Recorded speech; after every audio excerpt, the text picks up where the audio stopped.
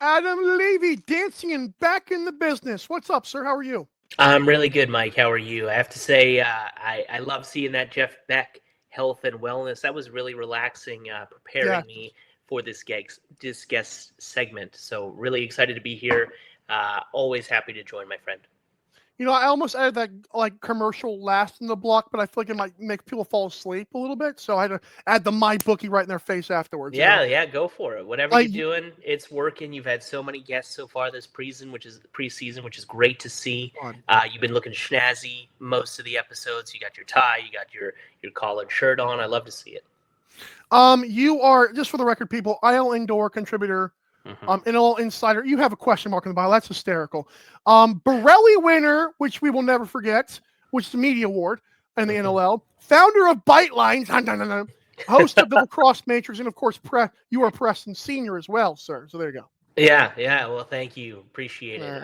And it is nice to see my outside lacrosse life is equally important to me as my lacrosse life. So, Preston's father is one of my proudest titles. It's a great flex, man. I just love saying it. All right, let's get into the kid. Preston's Picks is back. Can you tell us again about? I'm sure a lot of people may know, but we can grow it even more. Tell us what it is and tell us the prizes this year. Yeah, we have upped the prizes. Before I get into that, Preston's Picks. I was inspired by Lacrosse Classified's Who You Got. Which is a great thing. If you haven't signed up for that, go sign up for that as well on officepooljunkie.com. You can also find Preston's Picks there. This is where my now 4-year-old son, Preston, makes his selections for every single game every week of the National Lacrosse League season. And if you beat him at the end of the season and have the most wins and correct picks by the end of the year, you will win 2 NLL season tickets. But if you're a PLL fan that's playing, I'm not leaving you out either. I am curating a PLL prize pack of some kind, which I am yet to determine what that is exactly. But so want to get that PLL crowd in there involved as well. It's free. It's simple. You're going against a 4-year-old. There's a lot of ego on the line. So if you got the cojones to battle against a young kid, definitely sign up. Frick has chimed in saying there's just a chance that he wins Preston's Picks this year. I love it. I'm all for it, and I would say that we need more Frick, whether it's on Loose Mesh, another great podcast that we have, and of course, would love to see him writing, whether that's at the NLL or anywhere. He's got a good voice, he's got good insight, so I would say let's get more Frick. Love it. We're fricked up, man. All right. For the record, I'm going to recommend a PLL All-Star Weekend kind of thing for 2. I don't know. I feel like there's more you could do. I don't know. That's the first thing that thought into my head, just for the record. All right. Yeah. Bite Lines is out. And when you first started this, and please tell us the IG handle again. It's at the Bite Lines. Okay. So at the Bite Lines on Instagram, when you first started that, I'm a food guy, obviously. But I was not expecting the NLL collab. Okay, don't spit out the drink now. That was really good. That was but I was not expecting the NLL player collab, and then Gillen War. I'm like, oh, this could be big. Yeah. So tell us about that. And by the way, it's not showing up. It's not Men in Black. It's a pizza tie. I absolutely love that. You're playing to the New Yorker in me. Of course. And that gives me a chance to shout out John's Pizza on Bleecker Street, best pizza in New York City, arguably the best pizza in the world. You got to go there. My dad, Mike, has been going. In 2026, it will be 50 years that he will have been going to John's Pizza, so special moment for us. But yeah, it's great to see that tie. But yeah, the Bite Lines, it's kind of been more, it started as a food journal. Food and drink are some of my favorite passions and hobbies next to sports and music. I love things that just bring people of all places and cultures and everything together, things that unite us. And so food is that way. And then I was like, well, how can I bring in my lacrosse knowledge and experience into that? So I was like, oh, well, where do these guys love to eat? Maybe where do they like to drink? We might get into that at some point. Maybe that's more for the retired players. We don't want to be outing the current players like, hey, I like to get fucked up at this place. excuse my language, fricked up, I should have said. Fricked Yes, up. great. You can bleep it. You can bleep it. But yeah, and so I thought that was pretty cool. And we've got some other new ones. Jesse King is now out for the Bite Lines. You can see where he likes to eat in his hometown of Victoria. Big foodie Jesse is, so that was pretty cool. We've got a couple other people. I know Logan Schuss. I got his picks for the Delta area. Keegan Ball, another Vancouver area guy with his good picks. Also a big foodie for him. And that'll keep going. And something that I haven't done yet, but I'm really excited to do. I love a good cocktail. Negroni is always the way to go, in my opinion. But there's so many great drinks out there. I know we had a talk. You had not had a Negroni before. One day, Mike, we will share a Negroni. Well, not a share. You'll have one, and I'll have one. But yeah, we'll get you to have Negroni. You'll love it. But I'm thinking of doing this idea where I'm going to create craft cocktails. Correct. Create craft cocktails. I won't associate you with that language, Frick. But create craft cocktails based on NLL teams. So they will be inspired by a team, or whether that's the color of the drink, the type of spirit that's involved in the drink, that it relates to the region of where the team is. So that's going to be a cool thing that I'm going to incorporate as well, and might include some non-alcoholic versions for the underage kids, the Prestons and such. So that's going to be a fun thing. But also, it's just a food journal for me, going around New York City, one of the great food cities in the world, and just making sure that I'm really being fully immersed into my eating and drinking experiences, because it really is special when you get a great drink and go to a great bar, or you go to a great restaurant and get great service. It really does feel special. So love those moments. When I was I mentioned on Twitter, my parents had a 25th anniversary. I was at Longhorn. Mm-hmm. I have to admit, and I can't explain, I'm sure people are like, soda, but like there's certain places you go to, like those bars, their soda comes out like that long tube and it just tastes fresher. I don't know what it is. So I enjoy the Coke there. So it is interesting. I mean, obviously, the tap systems are very important. Wherever you go, you need the lines to be clean. You need no tangled up stuff. You want things to be as fresh as possible. Yep. When it comes to soda waters and bubblies and things like that, if you're going to have it on tap, the amount of pressure, or PSI they call it, can change the amount of bubbliness that's going on. So there's a lot of different elements. It's not as easy as just push a button and then you get what you want. Yeah, those are nasty. All right, so let's jump into the NLL now. I also love that there's more than just Dylan Ward. That was nice. That was good. Yeah. We're gonna do it all season long. Tons of guys, tons of content. So stay tuned to that. All right, let's get done with the food and the kids. All right, we're going to. I asked. So I've got 3 questions for Adam, folks, beforehand. One of them is the one I'm actually more curious about, which I'm going to ask you first. Sure. Is the player or players you think could break out? You can do Dyson. I don't care what you do, but who do you think breaks out this year in the NLL?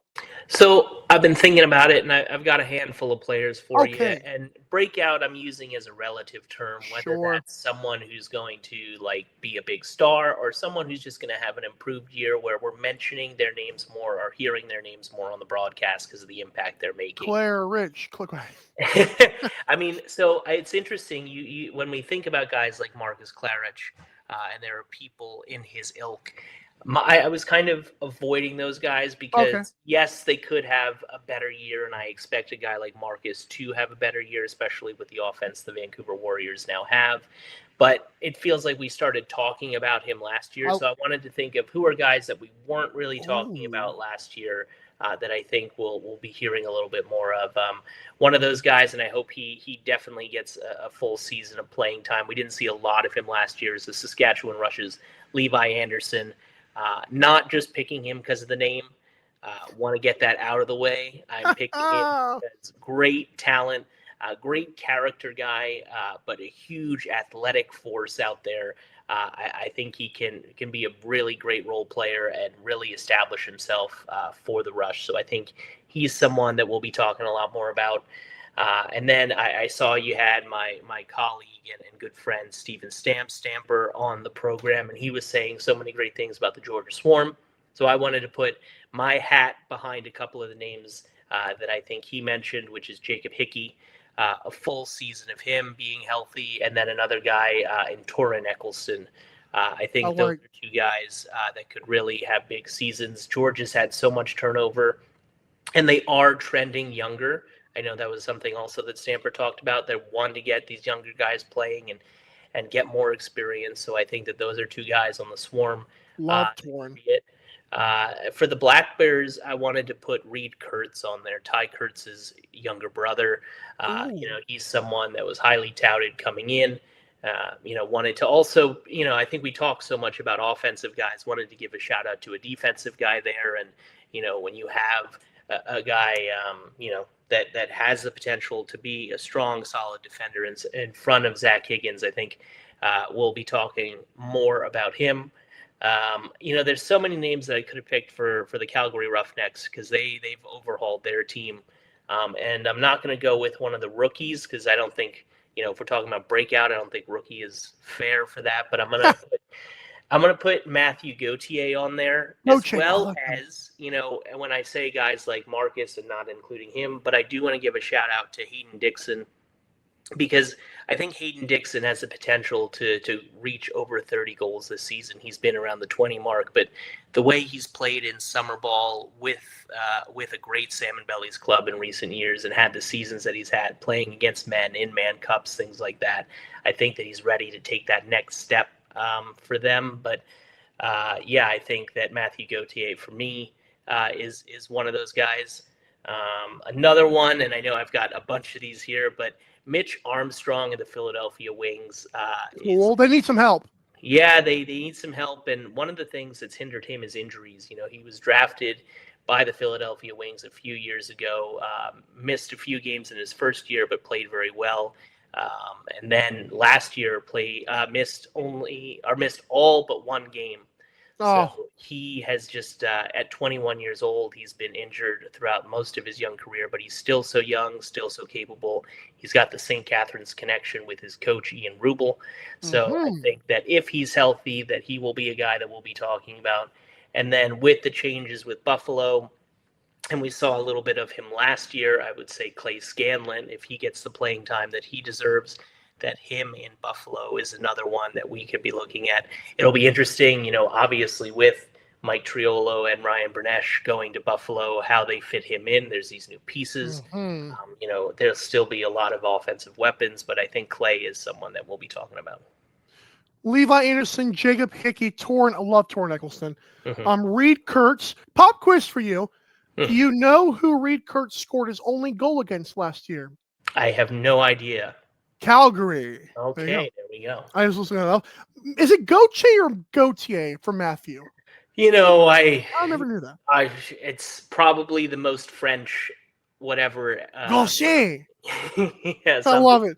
So. Hayden Dixon, Mitch Armstrong, and Clay Scanlon. I like that. I like that list. Good little list too. Like guys that like the Wings need help. If Scanlon can help at that. They need a couple of guys to step up now that a couple of guys. I like that. Good list. Oh, that was well done. Thank you. I was not expecting. I only come on the program to give you my best, Mike. The Nuggets. I'm honestly when the tournament breakout is relative, like you said. Yep. But I love that you didn't Claire just a layup. But I'm glad you went with the guys that no one's talking about at all. Love that. Cool. All right. This was a little bit more. It's controversial, but it's tough because. I'm going to name people the teams that missed the playoffs last year in the NLL. Ottawa, Jeff Tate. Oshawa in the finals 2 years ago. Toronto, they're good again. Dogs, roster overhaul. Wings, shout out. And the Mammoth, who were the last team to win a finals before Buffalo. Shout out to Matthew Carruck on the broadcast. So of those teams, pick one that you think has the best chance to make the playoffs. It's a tough list, man. Well, I'll give you two that I believe will be in the playoffs this year. Oh, will be. Okay. Will be, not that has the best Only chance. two. I think Toronto is going to be in there. Good pick. And I also think that Oshawa is going to be in there as well.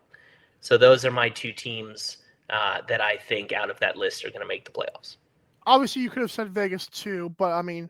I think they're going to be on the cusp. You've talked so much about goaltending. You've talked so much about defense. They've made some improvements. And look, that offense is going to be so electric. I think that, this is a situation where, depending on how the Desert Dogs do, we could be looking at, and I know that Hutton Jackson said this yesterday on the program, that Mitch Jones is going to be the straw that stirs the drink. If the Desert Dogs do very well, we could be looking at Mitch Jones as an MVP contender again, especially with the offense that he has around them. So, that'll be very interesting, but there's just so many questions on the back end that still have not been answered. I know they've made some changes, and I really do hope that Landon Kells can have a great year. When you look at some of these young goaltenders in the league, it's about time that some of them start to really break out, to use the segment we were talking about before, and establish themselves. So, look, I hope that could happen, but I have to look at what we've seen so far and know that there's also going to be some adjustments when you make so many overhauls. So it's tough to put them in.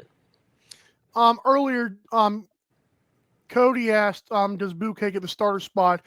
Bouquet's shown flashes before, and then Frick says can't see it. I cannot see it. I can't. I think Kells? You said Kells in the comment the other day, I think. I did, yeah. I mean, look, I Bouquet, his sound bites, he seems like a good dude. I've seen him play in the summer, and he's great. But I mean, we're talking about a guy who hasn't played in the NLL in a couple of years. Correct. He's doing some great coaching out in Vancouver, I believe, for the UBC Thunderbirds. I could be wrong on that, but I think that's what he's been doing.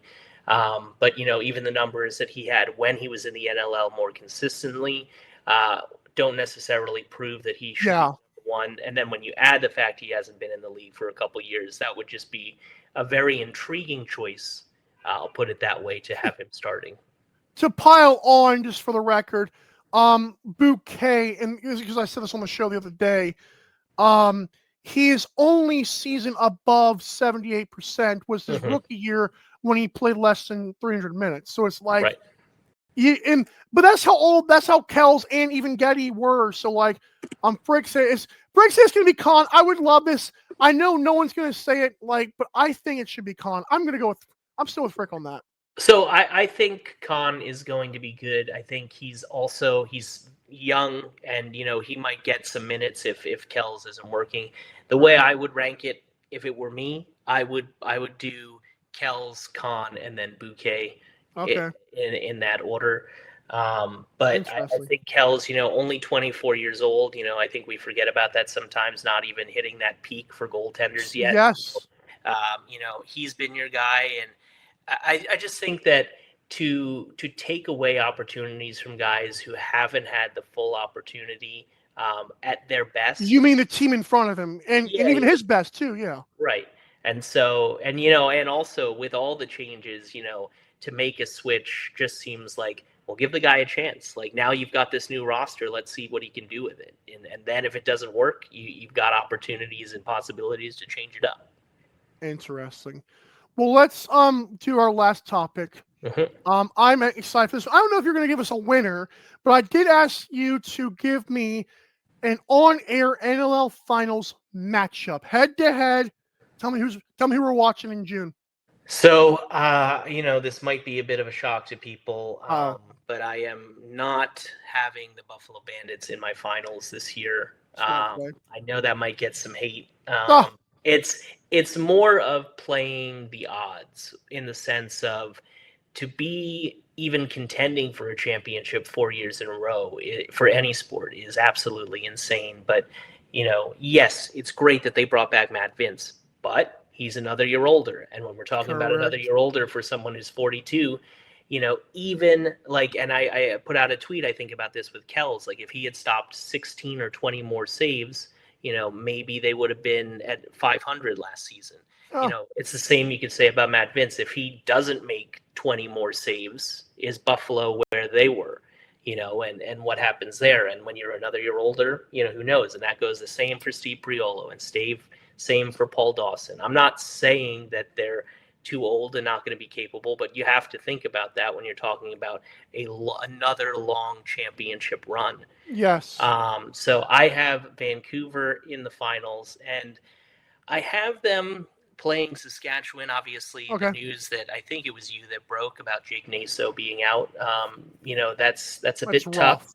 Yeah, but at the same time, the data has suggested that face-offs necessarily don't really matter. Oh, jeez, man. I've been a pro face-off guy, so I'm right there with you. But I got to run with the data there, and I will say that when Mike Messenger has been at the face-off X, I think that it's. I trust him. He's been solid enough, Yeah. and so I think that shouldn't impact things much. So I wouldn't be surprised to see Saskatchewan in there, but I will throw a sleeper team in there that could make it to the finals, and I'm all in on the Rochester Nighthawks right now. We talked about goalies that maybe haven't lived up to their hype yet. Rylan Hartley is right there. And so I think with the team that Dan Carey has put together, adding Zed Williams, you've got some great young talent there. Graydon Hogg, another year at Jake Piscino, Thomas McConvey improving, and then of course the three-headed monster of Ryan Smith, Connor Fields, and Ryan Lanchberry. I just think that they're a really well-balanced, solid team, and we saw what they did last year, and I think that they'll continue to improve. And so I'm not saying they're going to be there, but don't be shocked if they make a run for the championship. McCauley and Fields need to get healthy from what we know, but let's hope that they are. I mean, if they same thing with Naso, because NLL teams love to be vague about injuries, i.e. Randy Stotts with Halifax, we have to trust they're going to be there when it counts. Yep. Yeah. That's what we're hoping for. Oh, yeah, and look, Halifax is going to be an interesting case, and I know how you feel about them, and I know that there's a lot of people who have a lot of questions, and that goes back to what have you actually shown us that you can do instead of what you are capable of doing, and they're going to be interesting. Brendan Bobbery is great. I think that's going to be a very interesting dynamic, but it's hard to throw them in any kind of championship conversation when they just haven't gotten over the humps that they need to. In their defense, I'll say it again, if Mike Messenger does not go scorched earth on that play that TSN couldn't even pick up, Halifax might be in it. Yeah. Now, they might also be losing to Buffalo like Saskatchewan did. Yeah. But it is very interesting how that played out. So that was as close as they've been here. So we'll see. Look, the roster's great. On paper, that roster is super talented up and down. So, you always got to keep them in mind. Before I let you go, if the NLL was played on this, preseason wouldn't matter. So I'm just going to do. There we go. Yeah. Okay, sir. Thank you, Adam, for everything, for coming back on the show. I'm sure we'll have you on again, even if it's not every Friday. But you keep doing you, and does pineapple go on pizza? I'd say it does. Wow. We are in a pizza renaissance right now. There's so many unique and creative things. If you want to do a classic pizza pie, like a John's on Bleecker Street pizza, then go for that. Go for the New York slice or whatever. But we can't forget the pizza that we're talking about is different than the Italian pizza that was pizza. So, if people are changing pizza and, now we think that American pizza is what it should be, well, let's just be accurate with our history. And we've been making changes for a long time. Love that. Have a great day, Adam. Tell Preston he's awesome. Yes. And I will say Preston's picks will be out on Tuesday next week for the first week of the season. And I just wanted to say for the Lacrosse Matrix, those episodes are going to be regular. I've got 2 episodes this week, finishing with Tyler Pace's episode right now, and then 2 more next week. But I will be adding each and every week episodes breaking down Preston's picks, and I will not hold back. It's going to be a very interesting season for Preston's picks, but I will have special Lacrosse Matrix episodes looking at his picks and looking at the numbers there. Love that. Thank you, sir. Thank you, Mike. Adam Levi, everybody. That was fun. See, was not expecting the pizza history. That was awesome. Good stuff. Again, I just threw the paper. I'll get it later. A lot of good players on the list that he had, for the record. I will look at that later and post them as a reel or something. I can't believe I threw that paper over there. Cool.